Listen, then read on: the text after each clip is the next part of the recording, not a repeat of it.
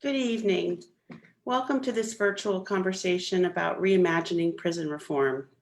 I'm Marcia Eli, Executive Vice President of the Brooklyn Historical Society. We are honored tonight to be hosting Maya Schenwar and Vicky Law, the authors of the powerful and timely new book, Prison by Any Other Name. Maya and Vicky will lead a conversation with two Brooklyn-based activists about investing in education, jobs, homes, and other fundamentals to keep us safe, rather than investing in prisons and police. Before I introduce everyone, I have just a few housekeeping matters. First, tonight's program has live American Sign Language interpretation and live captioning. To enable the live captioning, just click your caption, closed caption icon at the bottom of your screen on the right-hand side.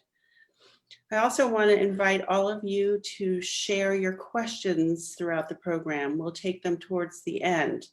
You can do that by typing them into the Q&A box, which is also at the bottom of your screen.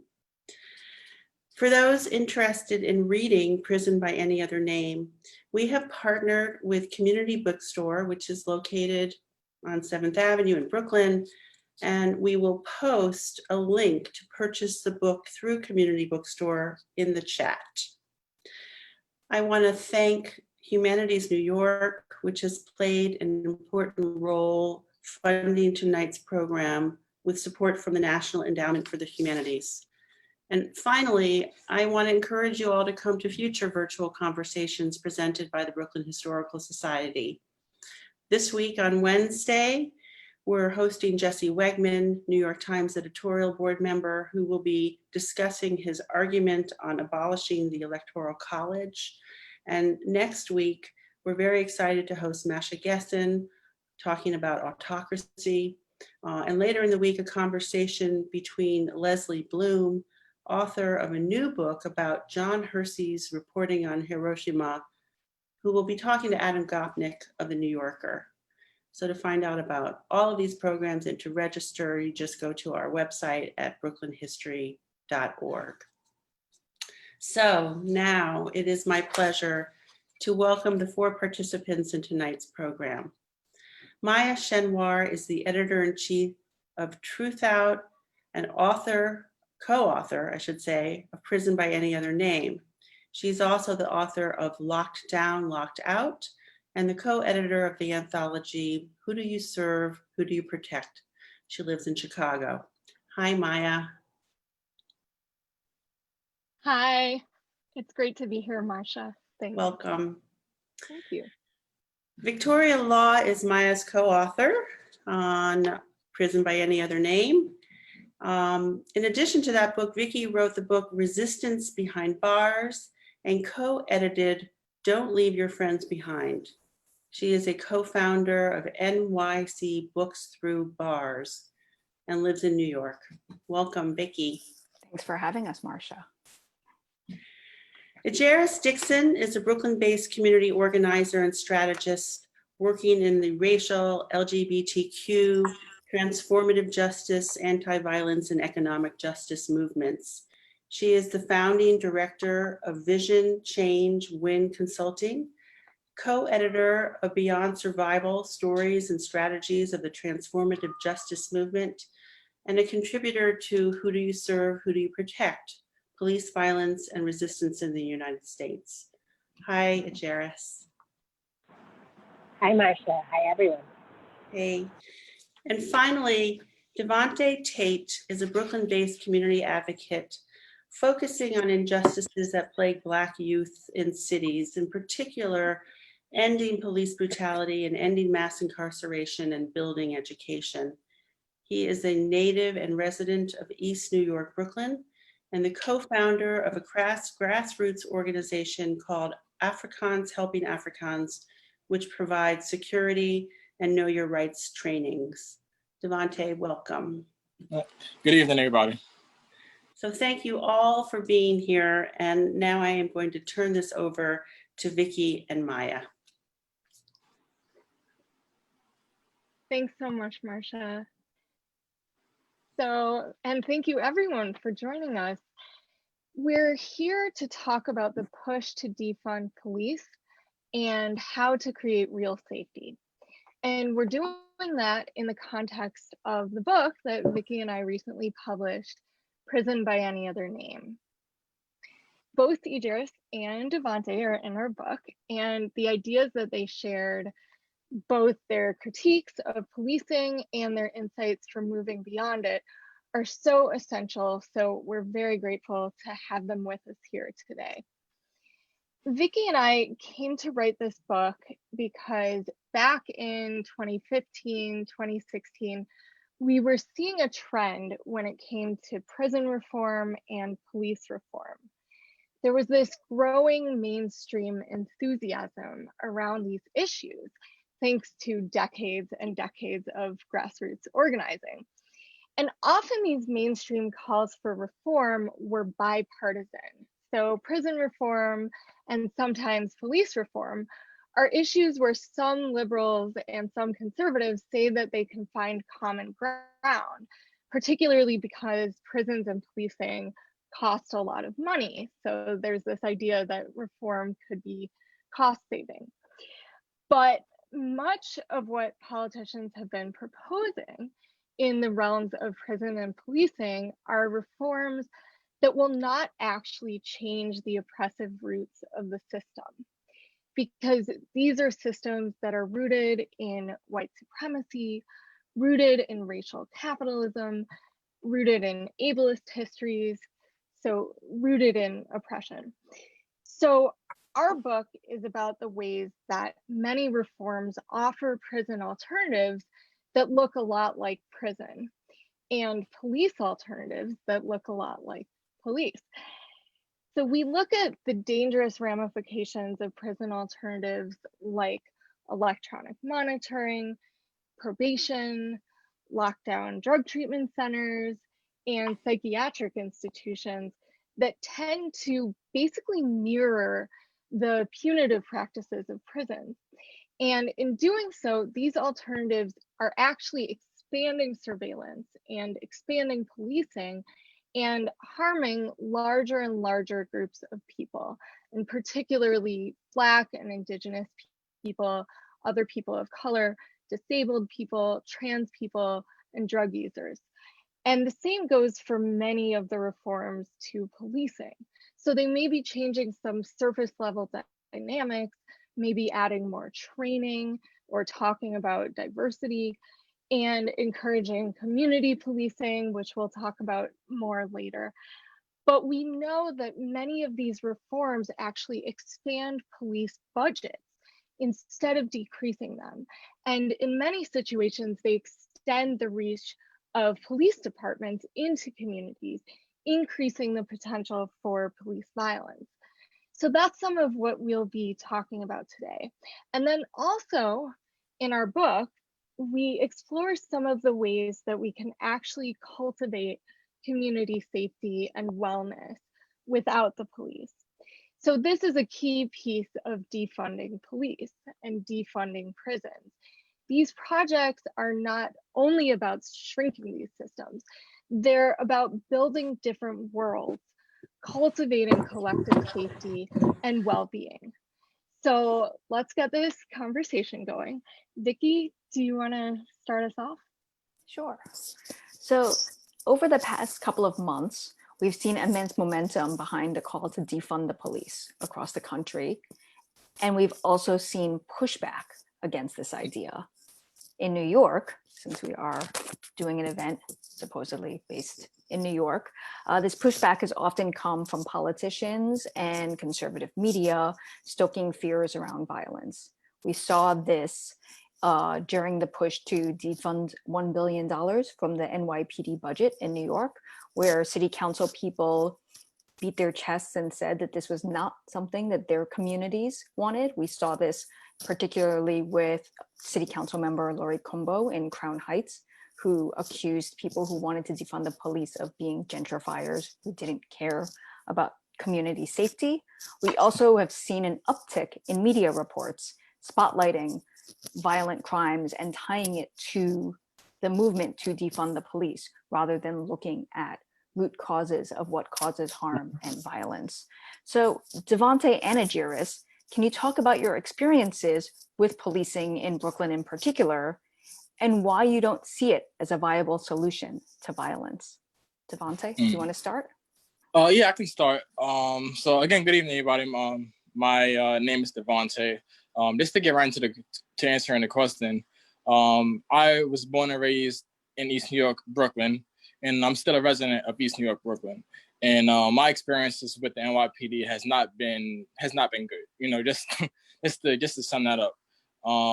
As early as maybe 11 or 12 years old, you know, I've been being harassed from the NYPD, from having guns drawn on me for no particular reason to just being harassed for nothing, you know, and just seeing like a lot of things that I can go deeper in detail about, but it'll take all night.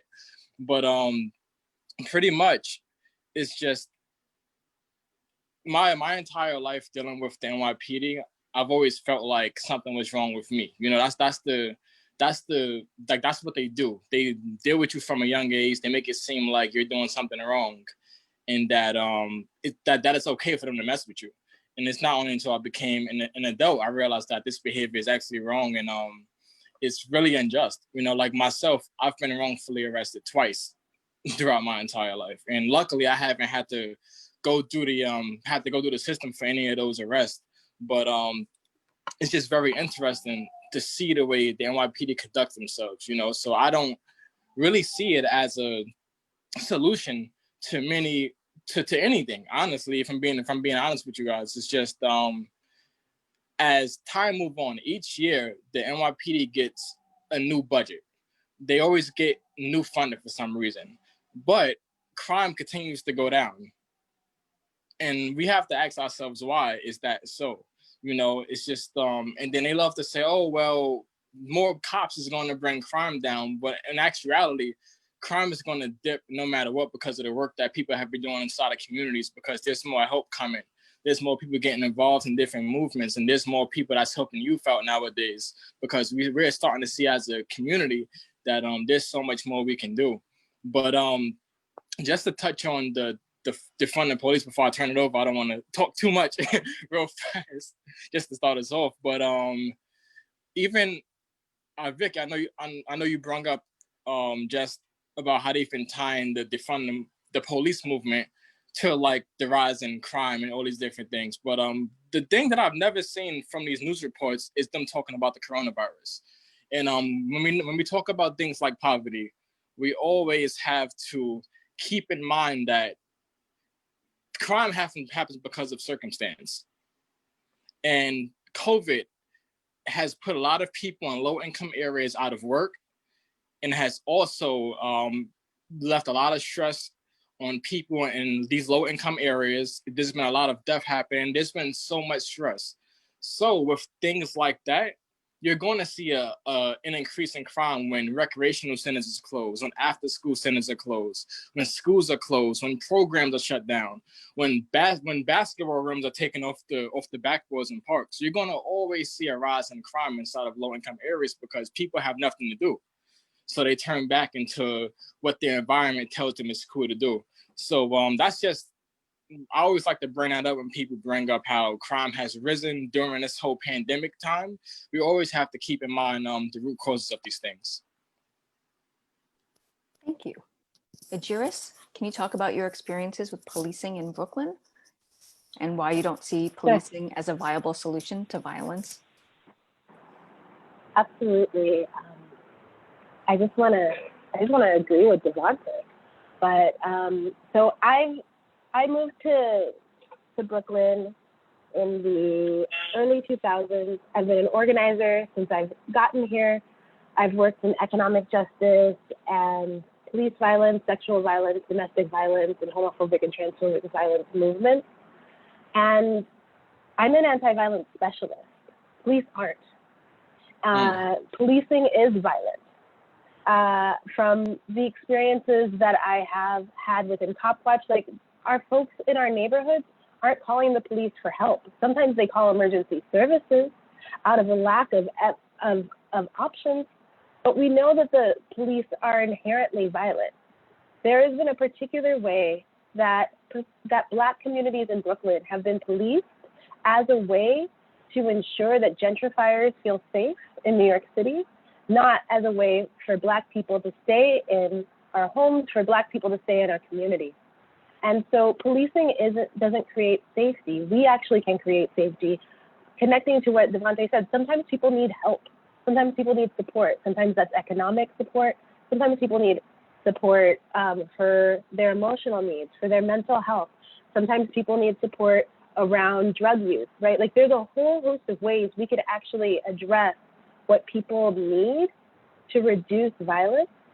But often, all of us who work on violence, what we do is when somebody does end up calling the police to try and arrest violence, we're also planning for the fact that they may be arrested, that they may be beaten, they may be attacked, and also not get the help that they deserve. It'd be different. Policing is designed to create violence against communities of color, particularly low-income communities of color, and particularly Black communities, Indigenous communities, and people of color communities. And so as a Black queer woman in Brooklyn, we've known that we needed to create our own safety for quite a long time because the police weren't here to save us, and we also needed to address interpersonal violence within our community.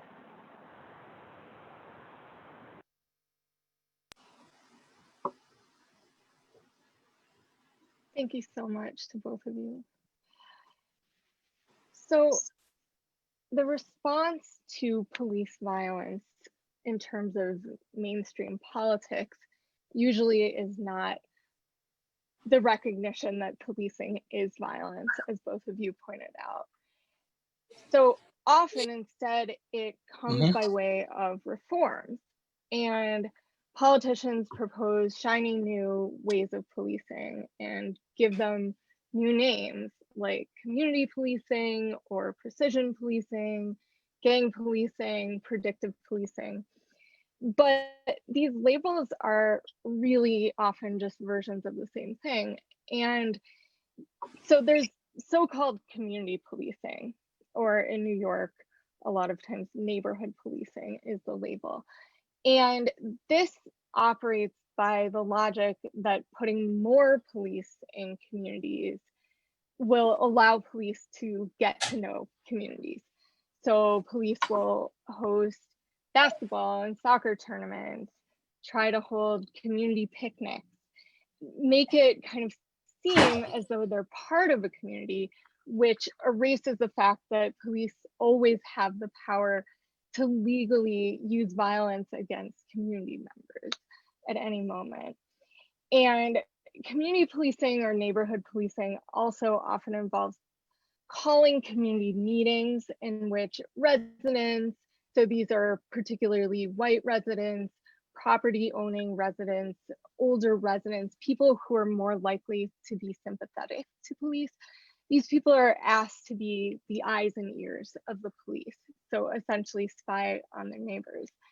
And this is expanding police departments by turning community members into extensions of the police. Another newer type of policing that Vicki and I talk about a lot that often gets lifted up as a reform is data-driven policing or predictive policing.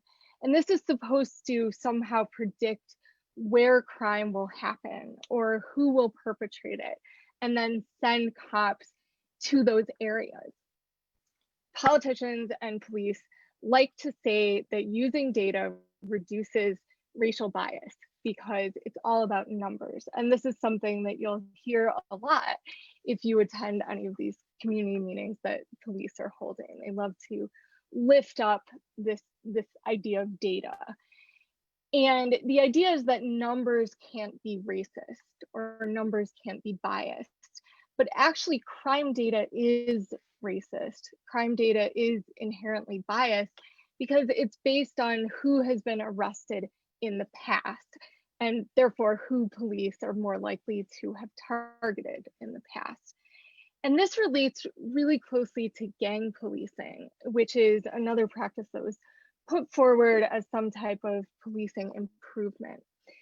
Police use all kinds of stealthy tactics to identify people that they label as possible gang members. And then they're tracking and focusing on these people and sometimes arresting them as a result of this targeting. So basically, this means labeling people as future threats.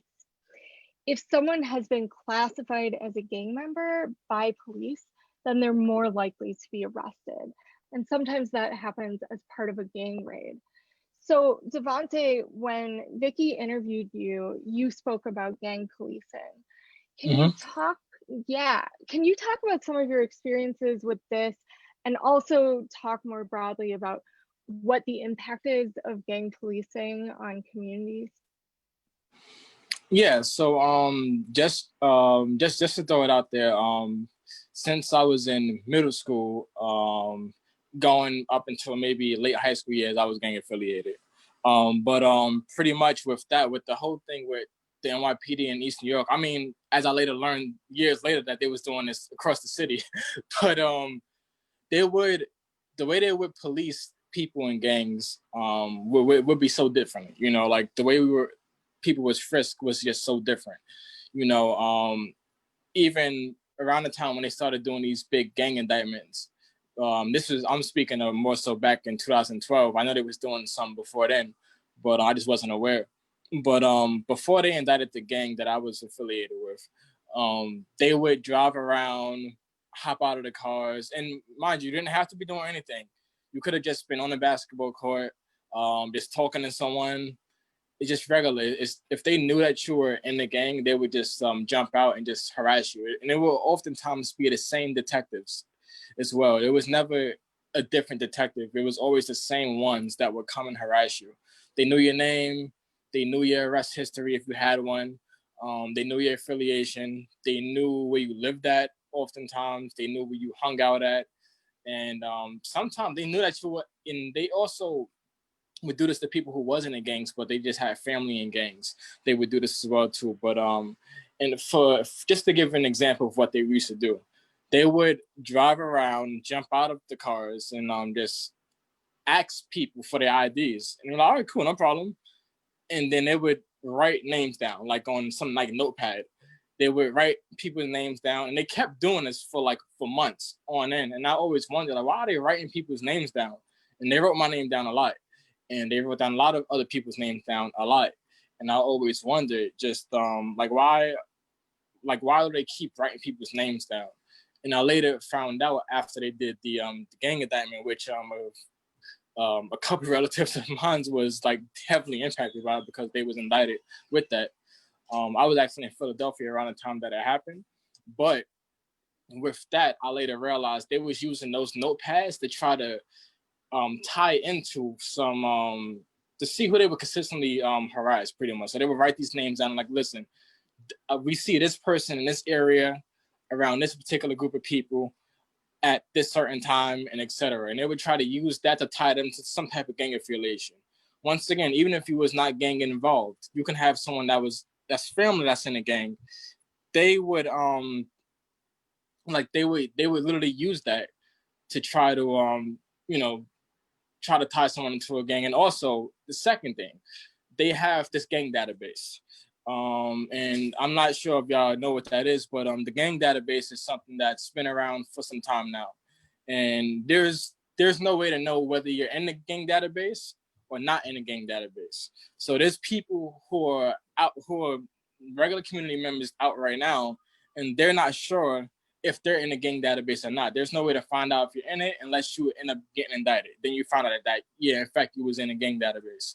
But they use this database for a number of different things. Let's say if someone gets arrested and they get arraigned, and it comes to find out that this person has some type of gang affiliation. Mind you, the gang affiliation doesn't have to do anything with the crime. It can be a low-level charge. They can be like, listen, this was before the bail reforms and everything. They can be like, listen, this person has this type of gang affiliation. He's a threat to society, so he should be remanded to Rikers Island. That has gotten so many people remanded to Rikers Island just because of their affiliation, not because of the crime. So this is just the way that they work to try to keep people in gangs down.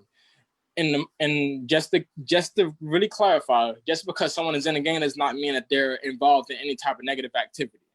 Somebody could have grown up in a gang, could have been around someone in a gang. In these type of neighborhoods, that's what people see. So that's like, when it comes down to gang police and everything, that's really like the run of everything, and it's wrong. It's really a wrong practice, and it's been being called out recently. And honestly, we just need to really fight our hardest to get rid of the gang database, because it's not being used for anything good. Thank you, Devante. Ejeris, the next question is for you. In our book, we talk about community-created alternatives that are wholly separate from the police, and these look different in different places. Here in Brooklyn, you developed the Safe Neighborhoods campaign. Can you talk about the history of that and what safety outside of the police looked like in that instance? Sure. I feel like so about 10 years ago, maybe like 15 years ago, I used to work at the Audre Lorde Project. And I almost want to ground what I worked on as part of a long legacy. So communities of color, Black communities in particular, have been creating alternative safety systems to the state for generations. And so I would locate this project within that work because of the violence of policing, of the racism of policing, and of the harm of policing. So I got hired at the Audre Lorde Project out of a period of time where there were many attacks of queer and trans people of color, particularly queer and trans Black people who were getting attacked on the street. And there was even one instance where we had somebody show up at the office who had been attacked on the street, tried to call the police for help, got arrested himself, and attacked within the precinct. So the idea was, and what we would say to our community as we were doing outreach is, we can't rely on the same people who beat us to protect us. And so the Safe Neighborhood campaign was really this idea of what does it mean, person by person, business by organization, block by block, to build up a system of people who want to address violence outside of policing. And how do we build up those skills? So at that time, the Audre Lorde Project and a bunch of other organizations that had worked on policing, we had safety and security practices for our actions and for our events and for our demonstrations. And what we started to do was think about, well, how do we apply this to violence that happens on the street? What do people need? And our first set of safety tips were really everybody writing down on pieces of paper ways that they had been safe, ways that they had supported their friends and their family members. And our initial safety strategies came from talking to elders, talking to family members, some who lived in New York, some who lived in other countries, to just say, what are all the ways that we can create safety? We ended up signing up a series of organizations and businesses, getting them to agree to prevent all forms of violence, including homophobic and transphobic violence within their spaces, and also getting them to agree that if somebody was running from violence, that they would let them in. We started to facilitate training on intervening in violence, de-escalating violence. And often in our trainings, we were also just asking people, how do you navigate safety in your space? And one of the things that we always learned was whether or not most organizations, most businesses, they don't have a written safety plan, but they do have a strategy. And so in some ways, we were also supporting them to clarify their strategy. I left after 5 years, and our biggest goal was to build up enough individuals, enough organizations, enough people to really create a neighborhood where then we could start to also figure out, well, what does accountability look like when we're talking about stranger-based violence? And what are the ties that we have between people? Sometimes we had exactly what we needed to intervene and address incidents of violence. Sometimes we were navigating forms of violence that were already state involved, that the police were already involved, or that they were pretty severe. So sometimes we were just raising money for family members who had lost somebody. But the idea is we started to really think about and connect what we would consider to be like kind of classic organizing, the relationships that we need, recognizing that safety and the relationships that we have are deeply intertwined, recognizing that the people on your block are more likely, like if you build those ties, to come to your aid than anybody else. And also they will get there first. And so what is it that we need to skill up, and what are the experiments that we need to create violence? And yeah, that was the campaign. It was it's been deeply impacted by gentrification. Many times the organizations, the businesses that were most likely to sign up were also most vulnerable to gentrification. So there's a deep link between housing justice and safety in our communities, which we know in so many different ways, but it was also really important for us to see it in that strategy. And I'm so excited that I got to work on something so many years ago that now I support organizations around the country in thinking about. But more than that, where we have the time and the momentum in some ways and the ear of so many people to really think about what would it mean that everybody in every neighborhood can have their own safe neighborhood campaign. Wow, thanks, Ejeris. So I want to open up that question for the group. And Ejeris, if there are things you want to add from your current work also, that would be awesome. What are some ways that we can actually create safety without police? So Vicky, if you want to start, and Devante, and then Ejeris, if you have things to add. Sure. So as Ejeris pointed out, like, get to know your community and your neighbors, because they're the ones who are most likely to respond and also to get there first.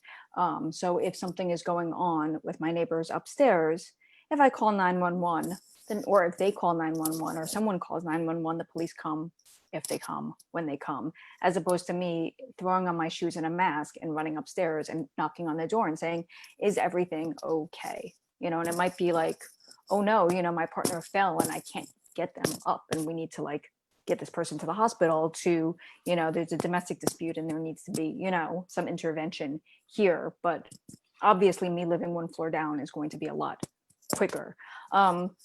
So getting to know your neighbors, and it isn't just about violence. I mean, it's also a way in which then you can also lean on each other for help. I mean, Devante talked about how COVID has decimated so many communities, you know, and like, so what does that mean if you don't know your neighbors and you're just isolated and you don't have, say, people that can go to the store for you if you are at risk for, you know, COVID exposure? You know, what does it mean if you don't have childcare and you don't know your neighbors and you don't know that the neighbor 3 floors above is actually sitting at home on unemployment or is retired or something else and would be more than happy to like hang out with your kids, so that you are going to work at your job that is not giving you the option to work from home, or, you know, or leave, or letting you take unemployment.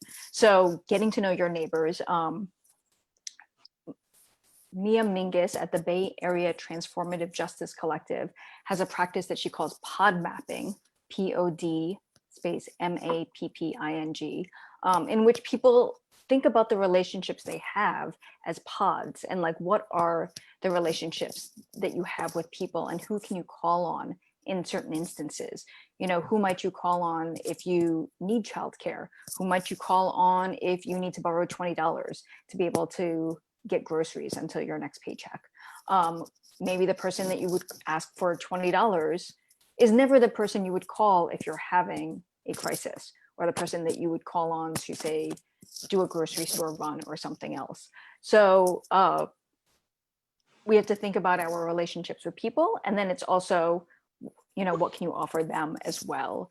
In Oakland, to broaden it out from Brooklyn, there was an initiative called Build the Block, that Rachel Herzing of Critical Resistance, a prison abolitionist organization, started, in which she gathered community members together, similarly to the Safe Neighborhoods campaign, and people talked about what they had, what strategies they had to be able, and what resources they had. Somebody might say, I used to be a medic before I became a professor, or I have this skill over here. And then you know who to call instead of just picking up the phone and calling 911 because you just don't know what to do. So people have ways to reduce their reliance on 911. And it starts with smaller things. So we're not starting from the premise of emergency, harm, but what are the ways in which we can practice abolition in everyday lives? And it's a practice. I mean, if you think about the ways in which you deal with your family members or your close friends or even your community members that you may not like so much, but are in community with, when there is harm or conflict, you don't just pick up the phone and call the police and say, deal with this because, my sister stole my laptop and broke it. My, significant other borrowed the car keys and smashed up the car or got it towed or something. You don't immediately go to 911. You figure out ways to resolve the conflict. They might be messy. They might not always work, but we also see that police and prisons are very messy, don't always work, and often bring more violence and more harm with them.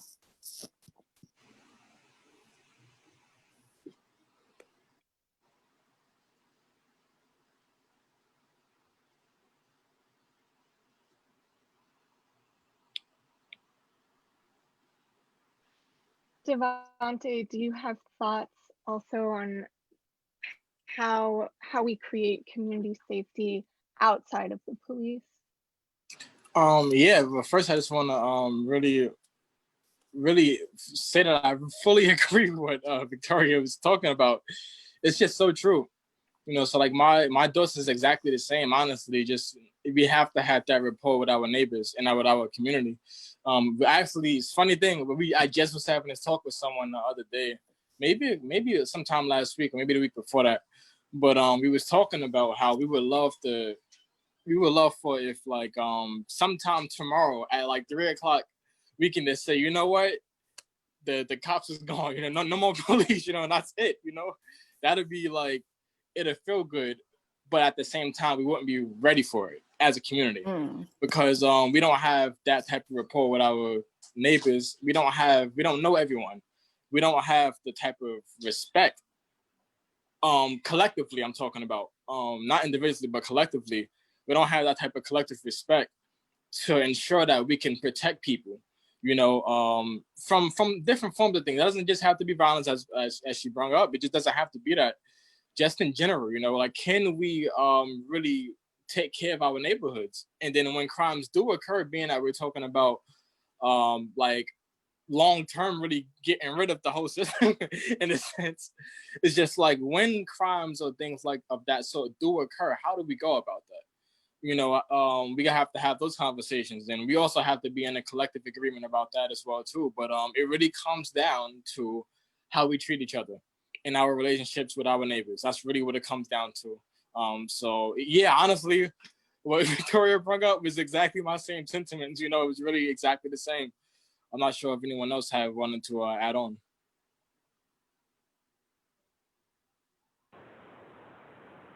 I could jump in. I feel like the same way that there are a lot of factors that can create violence, there are a lot of factors that can reduce violence. And so I feel like we've been talking about really big things, but so many people have been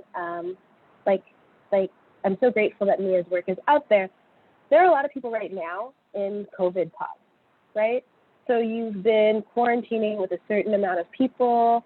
You guys are taking care of each other. You're having all kinds of intimate conversations about risk. Have you talked about safety? Have you talked about how you want to navigate policing together? Have you talked about other forms of violence that impact your lives? There are so many just small ways that we show up for each other. There are ways that I have a friend and we're doing these quarantine bike rides, and we had a conversation around, so if the police approach us, who's going to talk and who's not? And how are we going to address this? So there are so many ways of addressing violence that are both at the intersection of relationship building and skill building. Your best friend may be a black belt, and that is useful for you to know. Your other good friend may be a former paramedic, right? Like one of the things I do when I work with groups, I say, well, have y'all talked about what your skill sets are? Have you talked about the things you don't know about each other? Have you talked about who would be best positioned? Or sometimes there's assumptions, right? I'll just be honest and black, like, okay, hey, light-skinned friend, you're gonna be the one who talks to the cops. Hey, this person won't. Or like all of these different places where we talk about positionality, our identities, our skills. So I just wanted to name that there are so many small ways that we can address violence, and it's so much better to have the conversations when we're safe than when we're in the midst of a really challenging situation. And that's why pod mapping works, and that's why so many anti-violence strategies work, where we can say, where people know, if I get arrested, you call this person. If I get hospitalized, you call this person. And these are conversations better had than in the moment. So I would just say to take the relationship structures that are happening under COVID are both a response to a challenge, but an opportunity for us to build better ways for us to address violence.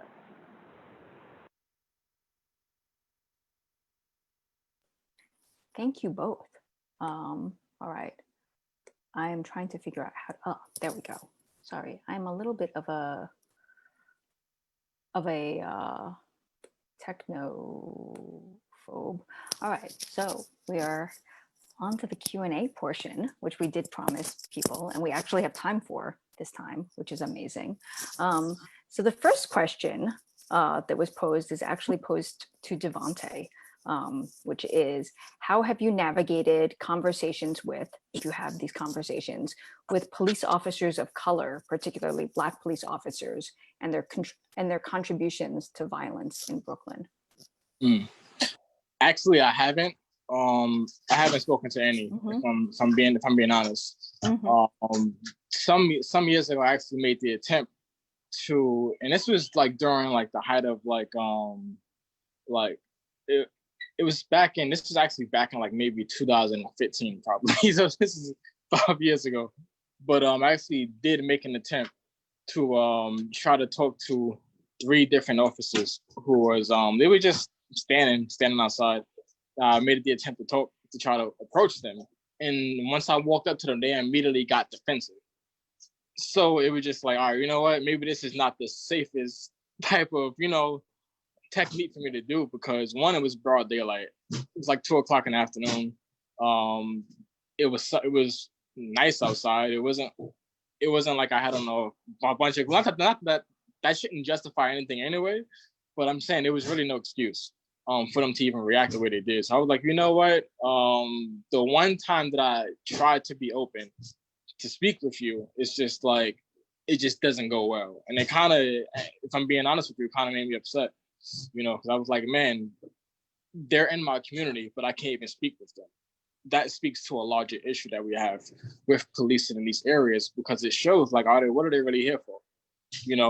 And even after that, if I would see them drive by, I would just make eye contact with them just to see if they would say something, if they would greet me, say hi, whatever.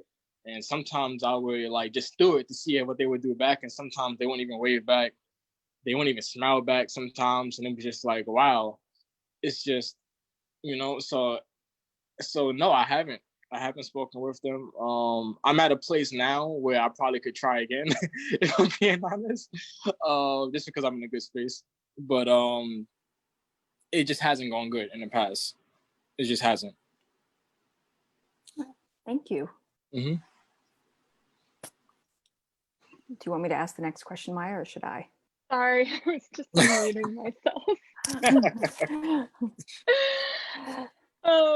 So the next question is, does criminal reform also apply to family court reform? Mm-hmm. And this is something that Vicky and I have discussed a lot, kind of these overlaps, and the way in which particularly the child welfare system and its interactions with family court and the criminal legal system kind of function. And I'll talk briefly about the child welfare system and its relationship to policing and its relationship to reform. And one of the things that we try to acknowledge in our work is that the child welfare system in particular functions often as a kind of policing.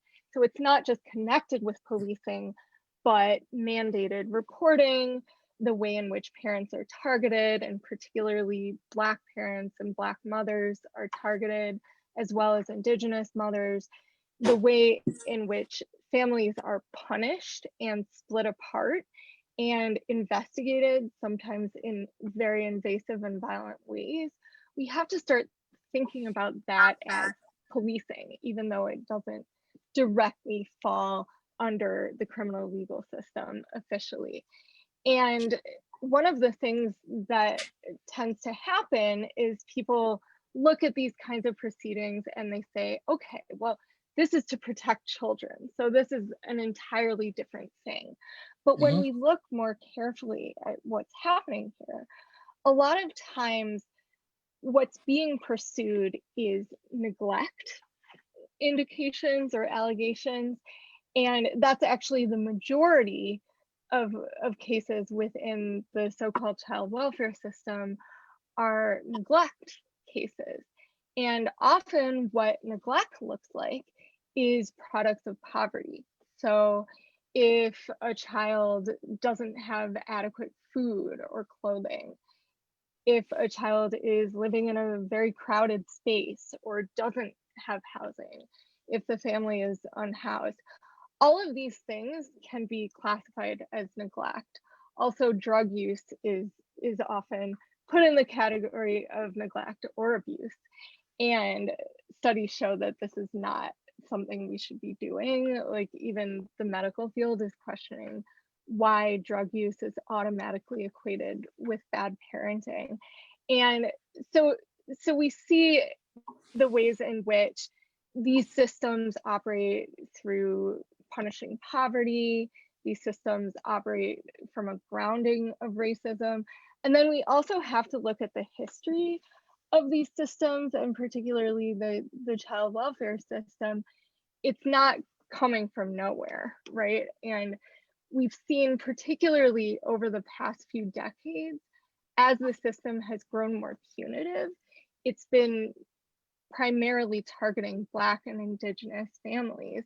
And the system, I think, when we think about the ways it interacts with the criminal legal system, we have to think about the fact that it expanded alongside incarceration over the past few decades. So as mass incarceration was growing and growing, so was the so-called child welfare system and foster care. And again, as it focused more and more on Black and Indigenous families, it increasingly focused on not only punishing and investigating families, but also removing children from their homes. And I think it's really important to look at the work of scholars and activists like Dorothy Roberts and Charity Tolliver on this issue, because they talk about the ways that the system repeats and reproduces the patterns of slavery. And this country still carries a vestige of this assumption that taking Black children away from their families and also taking Indigenous children away from their families actually puts those children in a better position. And so these authors talk about how these assumptions function and how we can look at family court and the child welfare system through that lens, instead of seeing them as just this benevolent system. Thanks. Ejeris or Devante, anything to jump in and add about family court reform or the child welfare system? Yeah, you can go ahead first.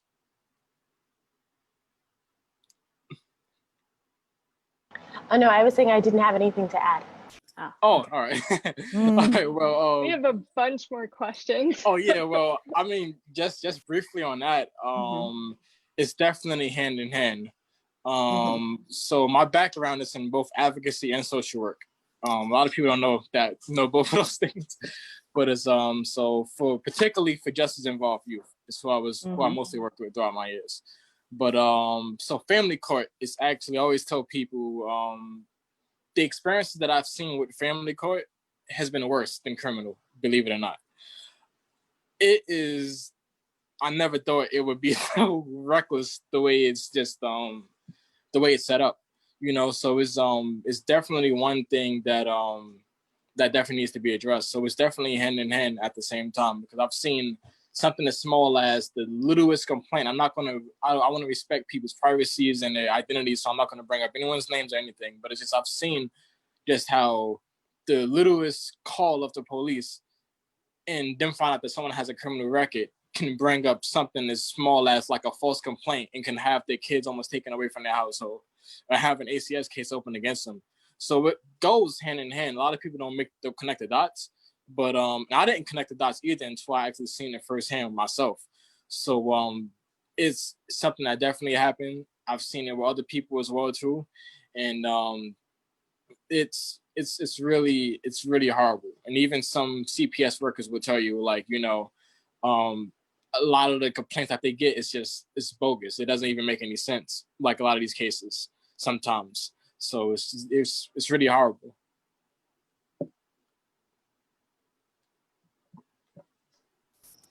Thank you. I think we have time. We might even have time for 2 questions, but maybe just 1 question. One question that came in was, what do you recommend in workplaces instead of calling police or relying on police, especially workplaces that serve the public? So hospitals, libraries. I've been sheltering at home so long, I don't actually remember what other places exist outside my house. But okay, we imagine that there are places outside your house that serve people. What would you recommend? Yeah, I did get perfectly give a stab at this one. I can jump in. For a lot of years, I've been training groups on how to create safety in their spaces without relying on police, and we start with safety teams. And so the idea is that a small crew of people in that organization decide to join the safety team. You ensure that they have time and space in their schedules to do that, and that you have adequate coverage. You give trainings, you actually create a plan. What are the forms of violence we will intervene in? What are the forms of violence that we won't?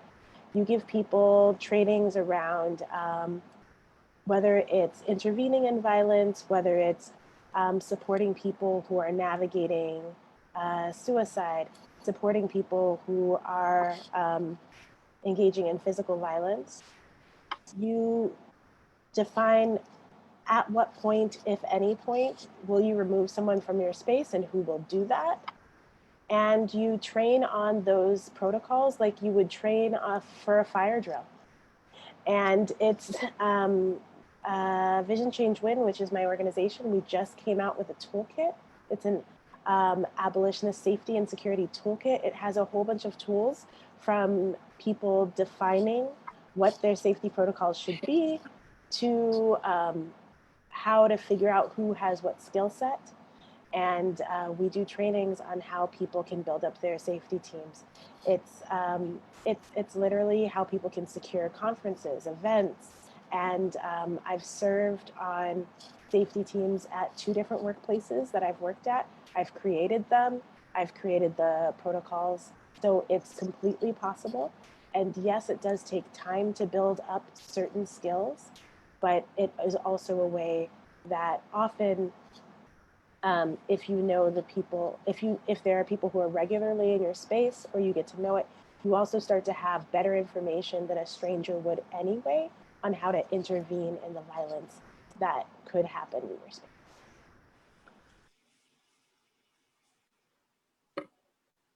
Thank you so much. So I think we have time for one more question. And I'll go with this one. If we make all the necessary revolutionary changes to society that we need for safe communities, will there be any need for police or police-like institutions in our societies?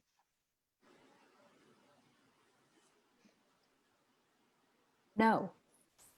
Period.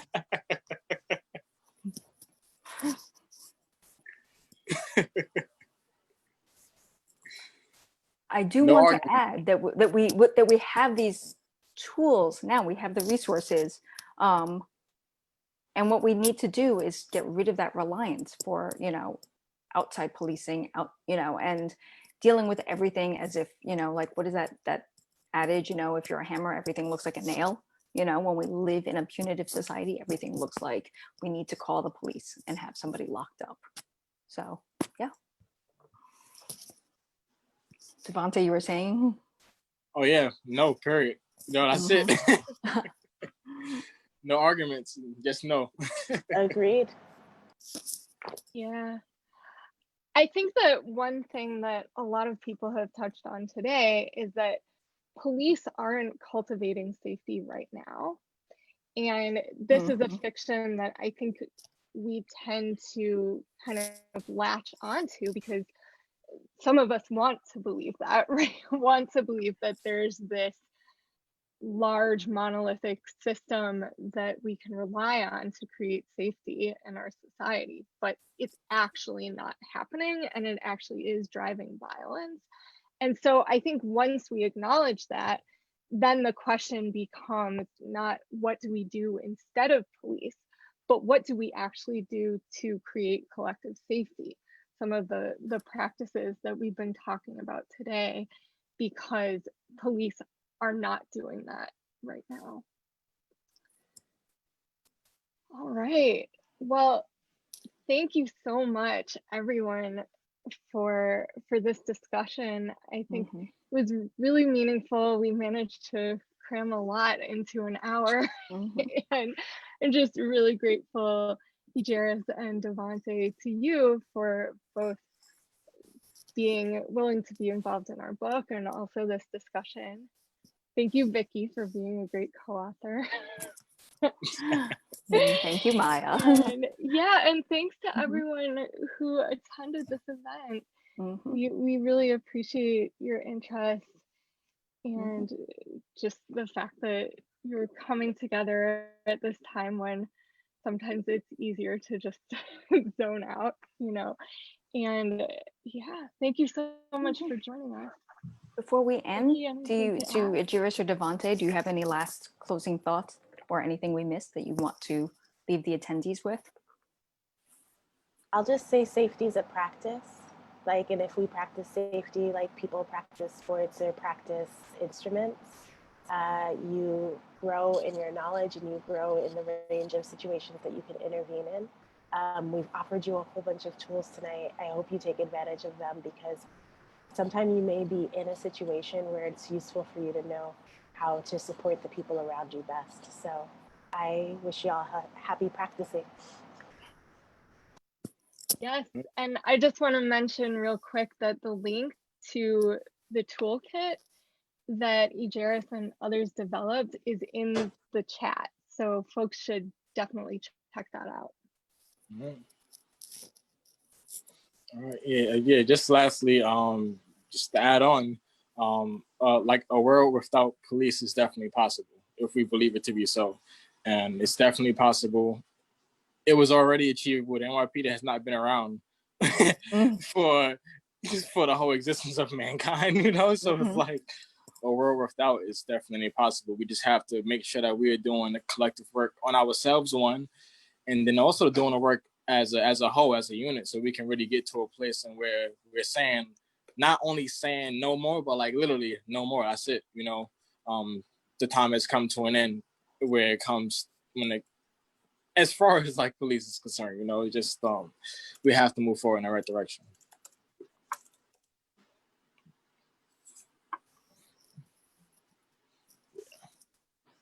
All right. Well, thanks again, everyone. We want to be respectful of your time and when we said we would, but Yes. we've appreciated our time together so much, and we appreciate you. So thank you for coming. All right, thank you. Thank you. Thank you. All right, good night, everybody. Good night.